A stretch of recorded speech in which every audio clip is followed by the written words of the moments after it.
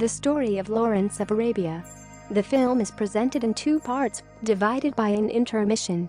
Part 1. In 1935, Lawrence dies in a motorcycle accident. At his memorial service at St. Paul's Cathedral, a reporter tries, with little success, to gain insights into the remarkable enigmatic man from those who knew him. The story then moves back to the First World War. Lawrence is a misfit British Army lieutenant who is notable for his insolence and education.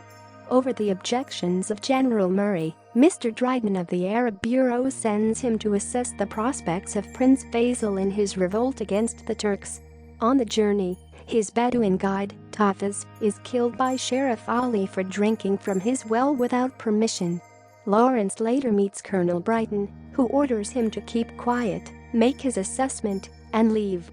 Lawrence ignores Brighton's orders when he meets Faisal. His outspokenness piques the prince's interest. Brighton advises Faisal to retreat after a major defeat, but Lawrence proposes a daring surprise attack on Aqaba. Its capture would provide a port from which the British could offload much-needed supplies. The town is strongly fortified against a naval assault, but only lightly defended on the landward side. He convinces Faisal to provide 50 men, led by a pessimistic Sharif Ali. The teenage orphans Dot and Ferrer attach themselves to Lawrence's servants. They cross the Nefa Desert, considered impassable even by the Bedouins, and travel day and night on the last stage to reach water. One of Ali's men, Qasim, succumbs to fatigue and falls off his camel, unnoticed during the night. When Lawrence discovers him missing, he turns back and rescues Qasim, and Sharif Ali is won over. He gives Arab robes to Lawrence to wear. Lawrence persuades Atta Abu Tayri, the leader of the powerful local Hoydat tribe, to turn against the Turks. Lawrence's scheme is almost derailed when one of Ali's men kills one of Atta's because of a blood feud. Since retaliation by the Hoydat would shatter the fragile alliance, Lawrence declares that he will execute the murderer himself.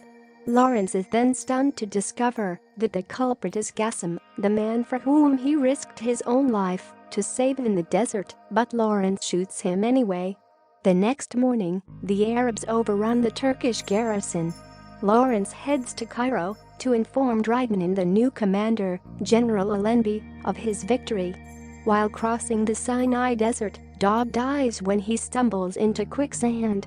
Although his report of Aqaba's capture is initially disbelieved, Lawrence is promoted to major and given arms and money for the Arabs. He is deeply disturbed and confesses that he enjoyed executing Qasim, but Allenby brushes aside his qualms. Lawrence asks Allenby whether there is any basis for the Arabs' suspicions that the British have designs on Arabia. When pressed, Allenby states that there is none. Part 2. Lawrence launches a guerrilla war by blowing up trains and harassing the Turks at every turn. An American war correspondent, Jackson Bentley, publicizes Lawrence's exploits and makes him famous. On one raid, Ferrer is badly injured. Unwilling to leave him to be tortured by the enemy, Lawrence reluctantly shoots him dead and then flees. When Lawrence scouts the enemy-held city of Darawit Ali, he is taken, along with several Arab residents, to the Turkish bay. Lawrence is stripped, ogled, and prodded. Then, for striking out at the bay, he is severely flogged before he is thrown into the street, where Ali comes to his aid. The experience leaves Lawrence shaken. He returns to British headquarters in Cairo, but does not fit in. A short time later in Jerusalem, General Allenby urges him to support the big push on Damascus. Lawrence hesitates to return but finally relents. Lawrence recruits an army that is motivated more by money than by the Arab cause. They side a column of retreating Turkish soldiers who have just massacred the residents of Tafaz. One of Lawrence's men is from Tafaz and demands no prisoners. When Lawrence hesitates, the man charges the Turks alone and is killed. Lawrence takes up the dead man's battle cry.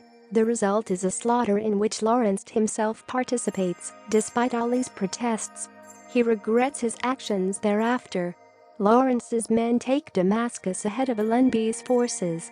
The Arabs set up a council to administer the city, but the British cut off access to the public utilities, leaving the desert tribesmen to debate how to maintain the occupation.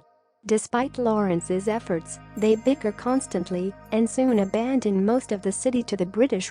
Lawrence is promoted to colonel and immediately ordered back to Britain, as his usefulness to both Faisal and the British is at an end. As he leaves the city, his automobile is passed by a motorcyclist who leaves a trail of dust in his wake.